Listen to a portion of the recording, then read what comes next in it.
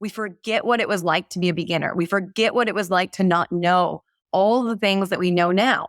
So when we onboard someone, when someone becomes a new employee, we forget all the things that we know, where documents live. We forget to tell them what elements are really important. What are the priorities of this team? So as a teacher, we need to be in this mindset that if someone isn't understanding something, it's not because they're dumb. It's because we haven't done a good job explaining it. Hey, it's Nikki, Llewellyn-Gregory, and you're on Gut Plus Science. You're in for a fast-paced, storytelling, action item-rich leadership growth experience. I hope you make this podcast a habit. I consider it a leadership mentoring tool. Learning together makes us better together, and that is how we change the world around us. Let's get to it. Hey, it's Nikki back on Gut Plus Science, and we get to dig into one of my favorite topics today. I believe that communication is truly the core of any initiative working or not working in how we lead. How we communicate the what is so important. And there are so many facets to how to do this. It really boils down to the influence that we bring as leaders. We must bring influence to our leadership and communication to influence the engagement of our people. So today we get to learn from Jess Goldberg. Her specialty is in creating magnetic leaders. Who doesn't want to be that? She helps leaders to communicate with influence, and how cool. She's a 2-time Emmy Award winner, a lecturer at Columbia University, and a company leadership trainer. I got to talk with Jess before, and I learned about these 8 archetypes of influence. And I was like, can I just be selfish for a minute? I want to learn this. We're going to do this together and then share it out on Gut Plus Science. But Jess, I want to start with, your background that got you here, because it's pretty fascinating. You were a journalist, and that shaped your mission today, helping leaders to communicate with influence. Tell us about that to start. Yeah, absolutely. So I began my career as a hard news journalist. I covered international affairs. I covered things like the Syrian civil war, the Ukraine crisis, the rise of Donald Trump. And through covering all these issues, I really started to realize that a lot of our problems in our world, a lot of wars, a lot of conflict, a lot of political infighting, all came down to a lack of clear communication skills. And so I really made it my mission that I wanted to teach communication skills to everyone. And I left journalism and I went into tech for a while. And that mission came right back around when I was a VP at an AI robotics company. And I noticed that my leaders, my engineering managers, they were struggling to communicate effectively. They were struggling to give effective feedback. They were struggling to communicate their vision, their ideas. And I realized, these skills of communications that I was training just to everyday people were also really critical in the workplace. And that could be a foundation where we could build these skills and then they could ripple effect to the rest of our lives. That's so cool. It's just helping to tie the reason you were born on this planet to the work that you're doing, and what's more meaningful than that. So I can't wait to dig in. Last we talked, you were sharing with me at a high level the 8 archetypes, and I'm just fascinated by this. Can you give just a little bit of background on where that came from? How did the archetypes come to be? And then let's break them down. Yeah, so I've worked with thousands of leaders now around the world from companies like LinkedIn, Notion, Bank of America, Amazon, Netflix, Google, many of the companies you probably know and love, and the ones maybe you hate too. I've taught many of their leaders. And through these programs that I've developed on communication skills and management skills, I started to notice patterns that some of the very best leaders, the ones who were able to perform really well, to galvanize people behind them, to be able to drive forward towards results, they operated differently than the rest of other people. And so I started to, narrow down what are these key skills that the leaders that have the most influence have. And I narrowed it down to 8 key archetypes. We can dive into all of those today, but I really believe you kind of need all of them. That some of us might lean towards one archetype over the other, but really, I think of them more as a toolkit that we all need to be able to employ all 8 archetypes at different points in time. Ooh, I can't wait to dig in. I have 2 quick questions just to set the stage. Number 1, I always like to think about the mindset that leaders need to bring to this, or you're suggesting that they bring to this, so that the archetypes can be, absorbed in the best way. So what's the way to think about this, or challenging maybe an old way of thinking into let's think this way so that this can be adopted? Yeah, so first I think about influence. What does influence actually mean? It means our ability to change someone else's belief or behavior. And so that's what we're doing, is we want to be compounding our influence over time. I believe that influence is something that you invest in, just like you invest in putting in your 401k, that over time it compounds. And so it's not a one and done. It's not like today you're going to change something, a behavior, and then suddenly everyone's going to follow you differently. You're going to have to invest in relationships and the people that, are following you and the people that aren't following you. You're going to have to build those relationships, both the people who are at the same level as you, those who are above you, and those who already report into you. And so it's something that's going to take time to cultivate. So that overall mindset that we're going to be thinking about is how do we, over time, be relationship focused and focus on building our influence. And it's not a one and done thing. So good. And you answered my other question, which is like how you define influence. So influence as a leader is the ability to change someone's mindset or the way that they're looking at something. And so I think, yes, we're ready to dive in. So let's have you break down the 8. I think you're going to lead this conversation. I'm going to play color and kind of dig in. So I'm going to turn it over to you to dive into these 8. Yeah, absolutely. I'm really excited to dive into the 8 with you. So the very first one is the coach archetype. And so I can give you a high level of each of these first, but the coach archetype really is that we believe in the best in our employees and we encourage that potential with them. And so just like a coach would, if you were on a softball team or a football team, they really want to be the one that's cheering you on. And that's how I think about it is, I'm going to work with how we work with our direct reports first. So that's the coach. The coach archetype is one of the ways that we work with our direct reports. Then there's the monk archetype, which is that in order to manage others, we have to first know how to manage ourselves. And that's our relationship with ourselves. We can't manage anyone else unless we know how to self-regulate, how to show up as grounded. If we're dysregulated, how do we think our team is going to be? So that's the monk.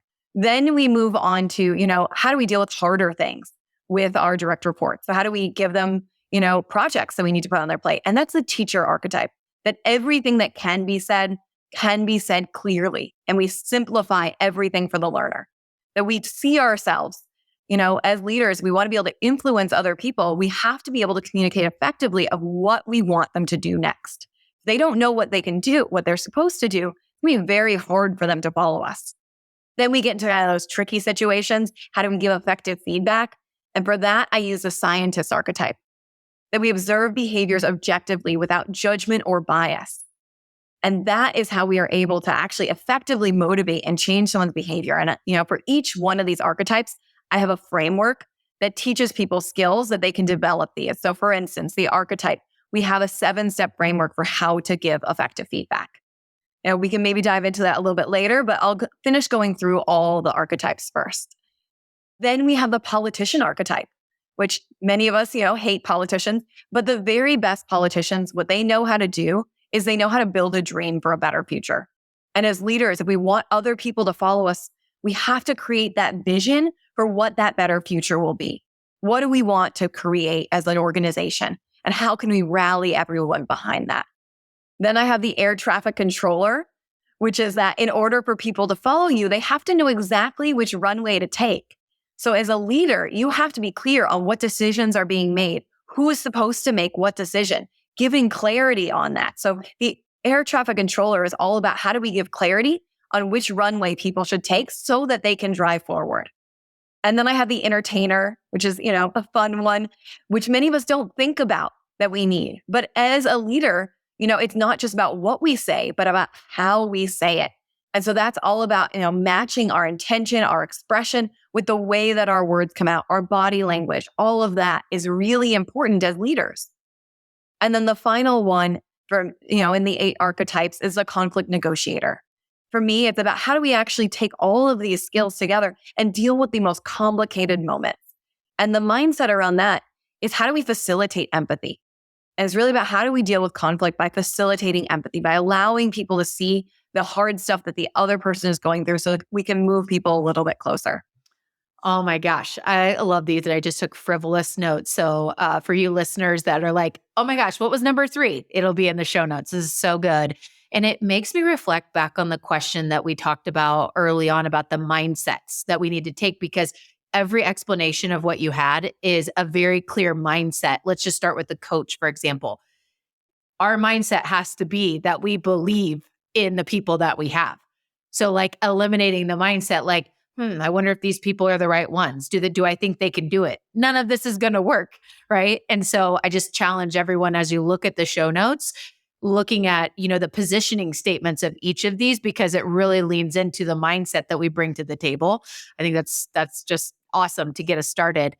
All right. So maybe just we'll pepper in some different questions of mine. And then Jess, you probably have things that people ask regularly that you're like, we don't want to miss this because this is a very popular question. So looking at the coach archetype to start, if you think about, one of the greatest leader transformations that you had, maybe a story that comes to mind with just a simple shift. Maybe it's a simple tactic that they brought to the table where they transformed into more of a cheerleader and a coach for their people. What comes to mind? Yeah, absolutely. So, I have tons of leaders that I work with. And, I had one leader who was really frustrated because they kept kind of dictating everything to their employees. They felt like they were being that teacher, archetype. They were being very clear on all the things that needed to be done.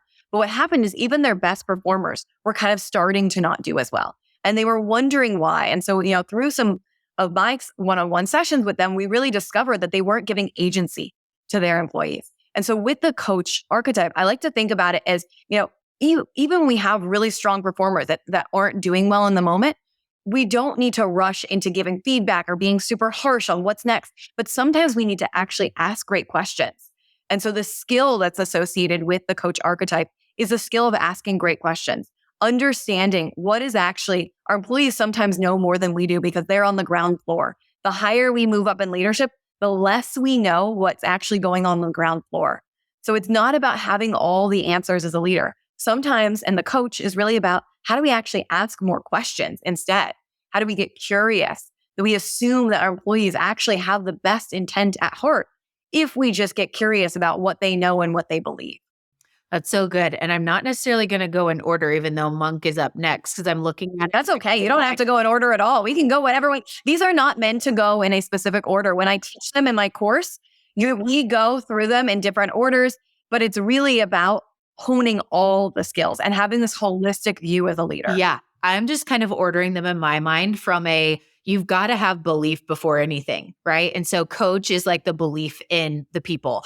And I think, taking that mindset, then what you just shared about some of the ways that, those that bring this archetype to the table well, how they're doing it, but also making sure that the people that you have on your team are ones you can believe in, right? If there are people on your team that it's like they're, for some reason that they're there, but you can't get past the ability to believe in them. I mean, that's a crucial conversation that you need to be having with yourself. Just kind of thinking this out for myself.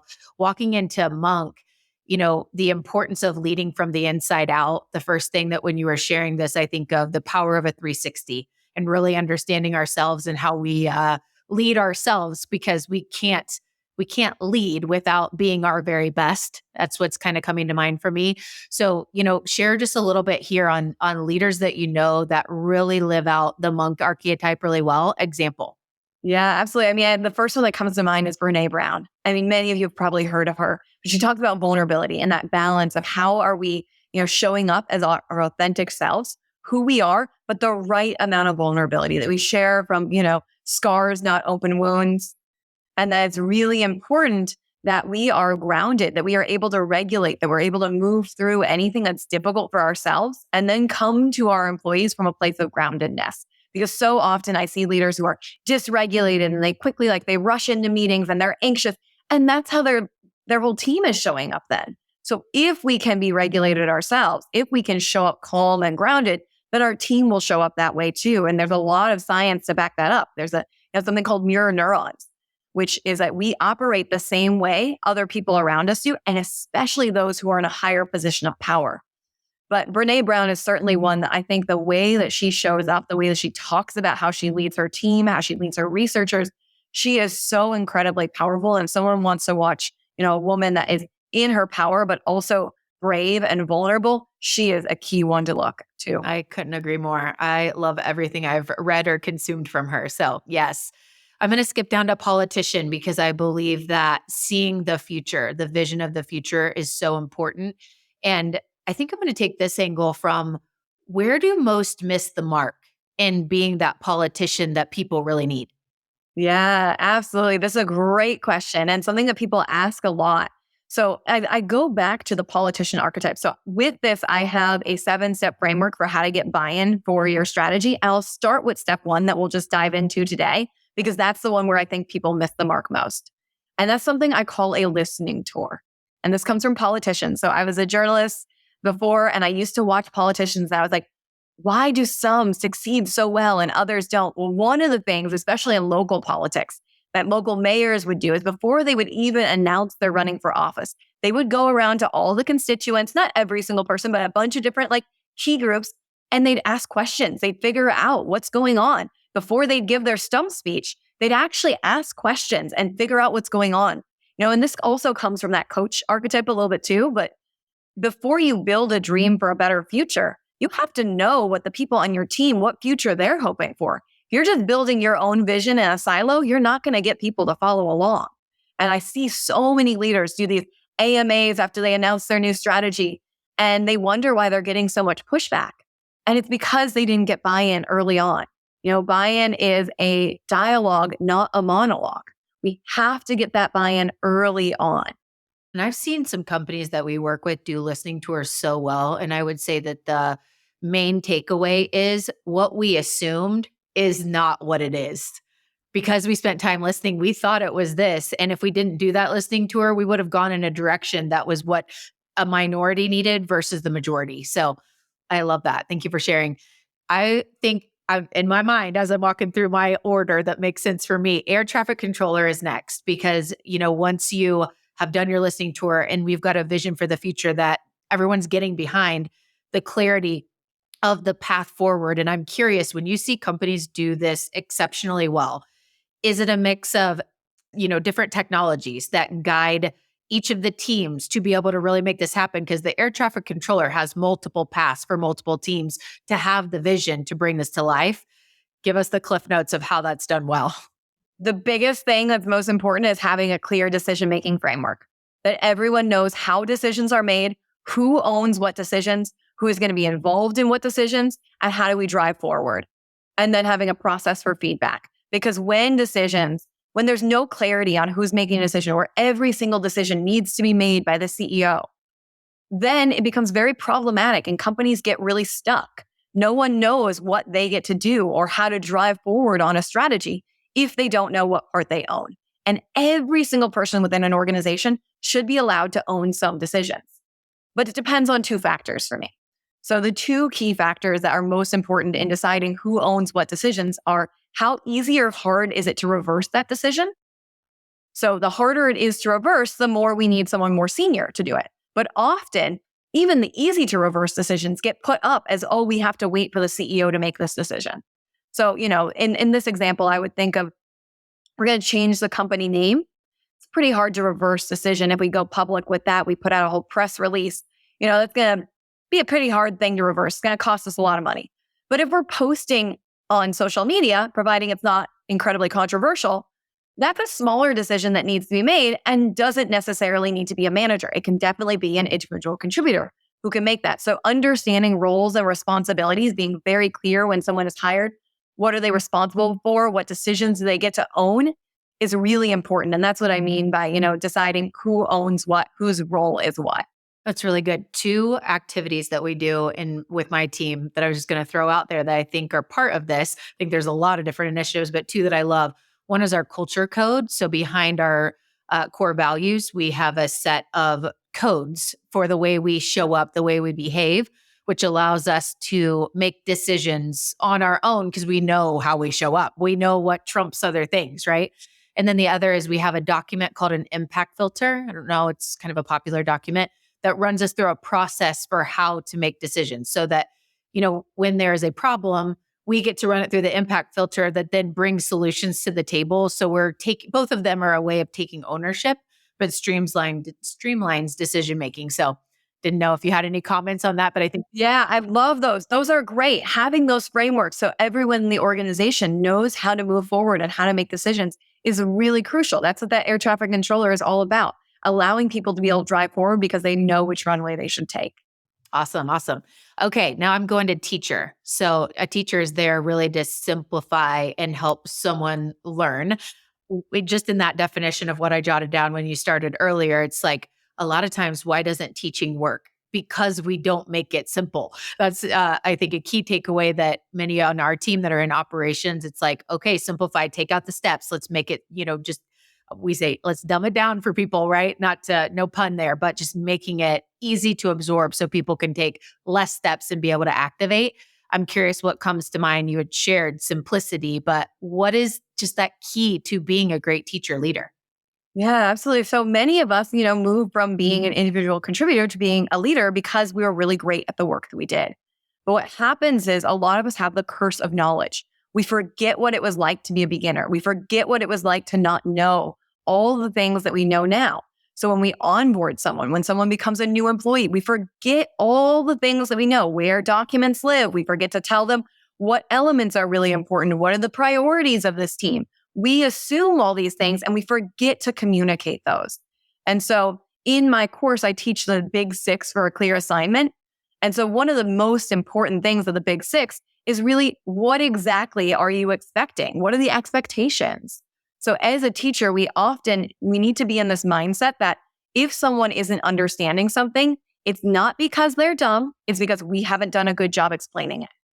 And so we have to be really clear about what are the expectations. And so often leaders don't actually get clear about what's the outcome that we're hoping to have this employee do. And sometimes when they're early, when we have a new employee, we might need to teach them the process to get that thing done too. I recently had someone that I was coaching, and they came to me, they were so frustrated. And they're like, I have this new employee and they were supposed to get, 30 people for me. They're supposed to get signed up. They're a marketing company. And they're like, we needed 30 influencers. And I had put this assignment on my direct reports plate that they need to get me 30. They said a month has passed and they only have 3.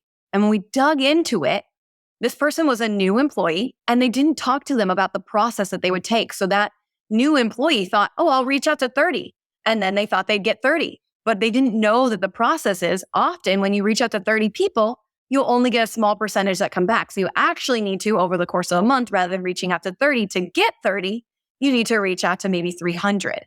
And so it was a process difference that they had not explained well, but they just assumed the person was lazy initially. When they dug into it, when we were able to figure it out a little bit more, they didn't explain the details of how to get to that outcome. Yes, such a good example. Before we go into scientist and conflict negotiator, because I feel from my conversations in my lifetime, that's usually the toughest, bringing that entertainer, which is about not just about what we say, but how we say it, as you shared. What are some of those tips that you share for leaders that might be, let's just say the ones that are more stoic and just straightforward? How do you help them bring out the entertainer inside them? Yeah, well, some of it is about just connecting with the other person. I like to think about it as, what's the one core emotion you want to express and how can you express that? So, if you're trying to communicate that you want to get excitement, you want your employees to actually be excited about this new strategy you're announcing, how can you express a little bit more of that excitement? And if you're in the mindset of, I want to be a little bit more stoic, think about the benefits of what it will do if you can bring this emotion to your team. If they can feel excited, if they can feel your excitement, they're going to be far more likely to act on it. But it's really about thinking about, what's that one core thing I want to express? So often people want to get caught up on, am I doing the right hand motions? Am I speaking at the right speed? All these other things that can just get mixed up in the weeds of things. And if you just focus on, what's the thing I want to express to the other person, it'll start to naturally come out that way.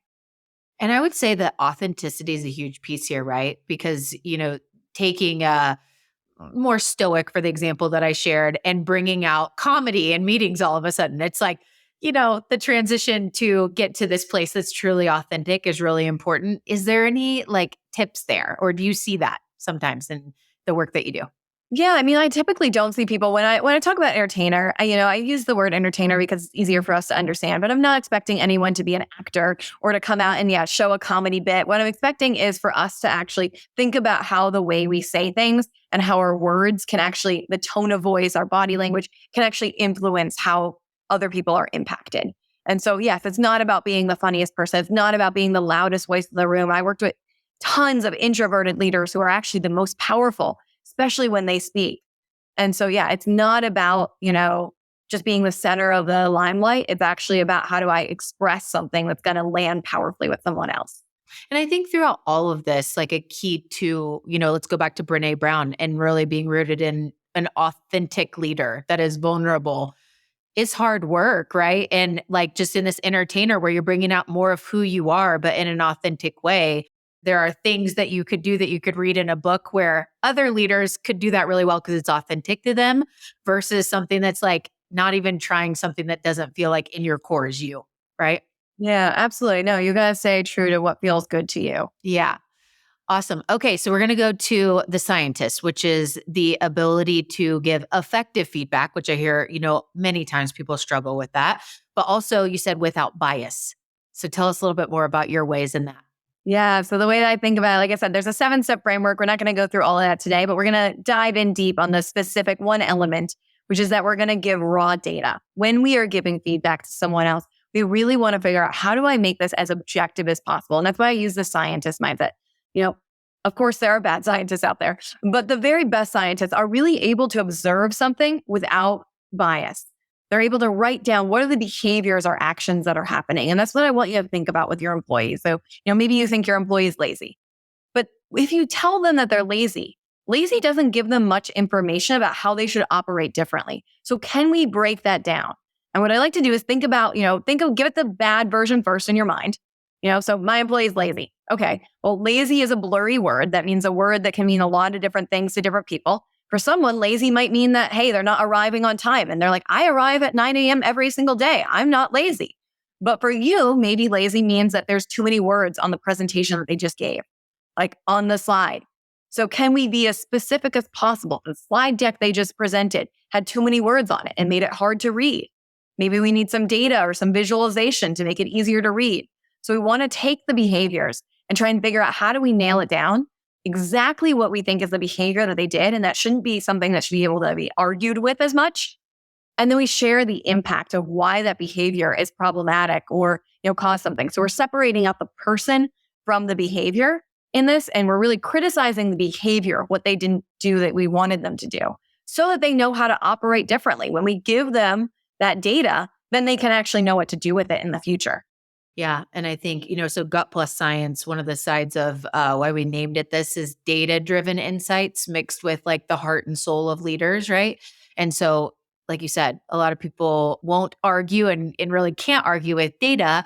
And so if you're getting that qualitative and quantitative data rather than, your perception or your feelings about that, I think, that's really the key that I pulled out there. There's so many tools to help with that as well. I mentioned a 360 earlier. That's awesome for that. I've had a lot of success with it. I saved conflict negotiator to last because I would say that I see that being people's most challenging opportunity to overcome, is like they just want to avoid conflict and therefore not hitting things on the head when they're there because just their own inner stuff makes them sway away. So I don't know if that's yours. Like if you're like, yeah, that I would agree. That is people's biggest challenge. So I'd love to hear that before I ask my next question about some mindset things. Yeah, absolutely. Conflict negotiation is the hardest. And I just want everyone to, if you're within conflict, if you have conflict in your employees, to just, first of all, give yourself a little bit of compassion. It's really hard to deal with, and even the best conflict negotiators in the world have been working on issues like the Israeli-Palestinian issue, and they have not been able to solve that. So it's okay if you have challenges in trying to work through conflict, but there are tools to try and make it better. And that's why I say that, we try and facilitate empathy to soften someone's stance. It's not to solve all the problems. It does take two to tango. We need the other person to also be involved and willing to, negotiate with us in order for us to solve conflict. But we can do the best we can to understand that person's perspective. Why do they believe what they believe? Why are they upset with this? Just getting curious and understanding more deeply. And where we often get lost is at the level of strategies. And that's because that's where most conflict happens, is if we can actually understand what the core needs are, then we can actually choose different strategies. But most often we get lost at strategies. And that's where most conflict happens. And I can give you a specific example that I see really commonly, which is, I often see people who have a conflict of a micromanager. And so they believe that their manager is a micromanager when maybe you're managing the micromanager and their employee, and you're trying to solve that out. And what's going on between these two people is often the person who's playing the role as a micromanager has a need for control. They have a high need to make sure that things go right. And then you have the person who is underneath them who has a need for autonomy. And that autonomy and control are what's butting up against each other. But there's actually a way that we can meet both those needs. We can give someone autonomy a little bit more and give the manager a little bit more control. But we often get lost as strategies. The manager's like, I need to see every single day what you're up to at 9 a.m. and at 5 p.m. But maybe you could talk to them and say, hey, would you be willing to give your employee a little bit more autonomy? Could we do check-ins every other day? Could we do check-ins once a week? You talk to an employee, would you be willing to, maybe it's a check-in, maybe sending over where your update is every day just so that they know. Then you don't have to go to the daily meeting. You figure out where the balance is. I love that. I love that you started because my question was going to be the belief in yourself or the mindset that you bring to being a good conflict negotiator. And I love that you prefaced with, it's really hard. Like, even if people are good at it, it's hard work and it's okay. It's okay to be hard. It's okay to share as a leader. Like, this is really hard. And I think I was just trying to think through, like, I didn't know the verbiage, but I came up with like, what is my golden rule around like conflict negotiation? My golden rule is I'm looking for the win-win. Like, say that someone on the team, it was like, this conflict is not going to get resolved here. Therefore, we need to be on our own path. That the way to negotiate is we're going to not be working together anymore. Well, it is to get to the win-win on both sides. There is a place for both of us, and just being right here, it's okay. Like, it's okay that this isn't the way, and being able to help that person. One of my dear mentors, and I've adopted this practice, is anytime that there is that time that comes, because no jobs are forever and, it's okay to split paths, is, hey, can I help make some introductions to help get you there? I can still be a loving, caring leader in the conflict negotiation, even in the times when it's like, we're going to part ways, is I'll still provide those recommendations and help you get on your way. And I think there's peace in that, like just believing that the end is about the win-win, Yes, the win-win. Absolutely. I have a framework that I call How to Negotiate Well, and I have 2 concentric circles, and it's like their needs, our needs, both needs. And like, really, that's where the win is when you can figure out what both people need and try and navigate toward that. Even as hard as the situation may be, if you're going for that, it just brings a lot of peace. So, all right. Well, Jess, this has been so good. And I bet a number of people are like, I want to dig in on like all 8 or certain ones. So we're going to link out Jess's information definitely so you can get in touch with her. And I think we're going to end, Jess, with you sharing like the best way for people to connect with you to go further, because we did this so fast. But we're going to move into our lightning round. So we've been asking since the show started, favorite book of all time or favorite recent read. We'd love to add yours to our ever-growing list. Yes, the best book that I think has influenced me most is Yuval Noah Harari's book, Sapiens. About why humans became who we are. How did we become the species that was able to take over the world in many ways? And it's just a beautiful dive into understanding humans and our nature. And it also relates a lot to leadership, because it talks a lot around how we actually cultivate as groups and communication, and a lot of key things that are really juicy and good. I love that. And I think that's the first time that it's going on our list in 7 years. So bonus for that. Jess, I heard that you did school backwards. Tell us more. Yes, absolutely. There's a fun fact about me is I actually got my master's degree before my undergraduate degree. So technically I was getting them at the same time, but during graduation, I got to walk for my master's degree, handed it to me first before I got my undergraduate degree. That's so fun. Wow. That's awesome. Thanks for sharing that. And then I heard about a hobby that I'm going to guess most people wouldn't think was your hobby for years. What is that hobby? Yeah, so I did martial arts for over 10 years. I studied in Taekwondo. I'm a 2nd degree black belt. I also studied in Hapkido and weapons. So I did knives and nunchucks and bow staff and many other things. Oh, I love that. So you are probably a number of your friends like, don't make me call Jess, okay? I love that. All right. And Jess, before we head out, can you let us know the best way to connect with you? Yeah, absolutely. So I would say there's 2 ways to connect with me. One is on LinkedIn. Go in, add me, connect with me. Would love to connect with all of you. And then the other way is go to jess-goldberg.com. You can go to my free resources page to get the full guide of the 8 archetypes of influence. You can learn about my management mastery course, where you can dive deeper into the all 8 archetypes and learn the frameworks and practice with your peers. Or you can learn about company trainings there.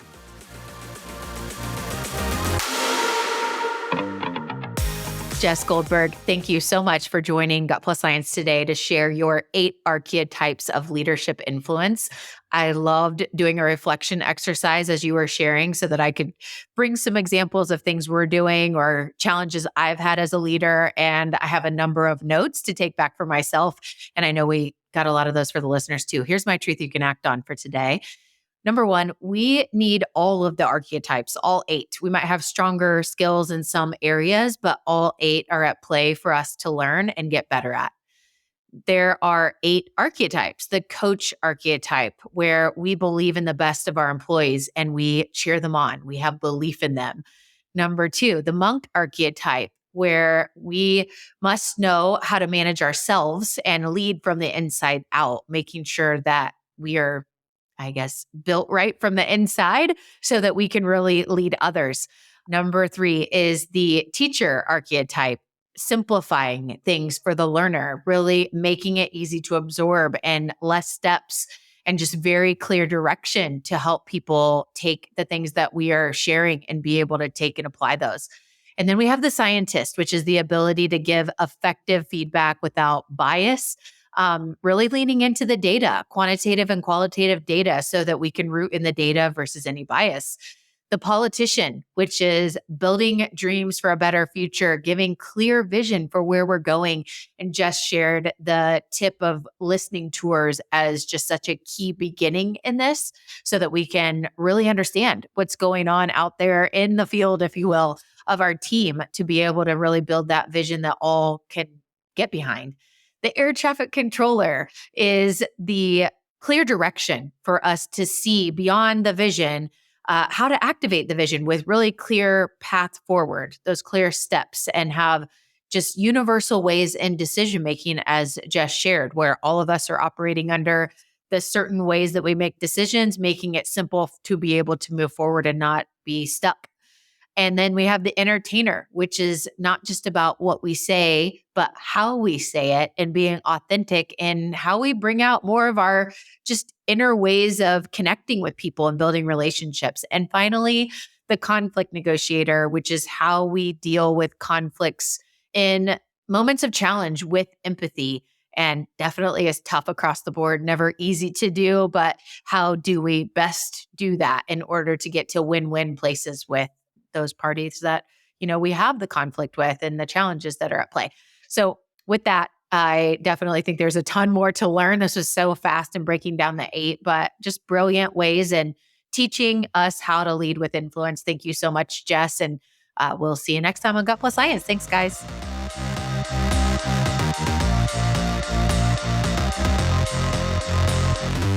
We just left the world a little bit better. Now, go do something with it.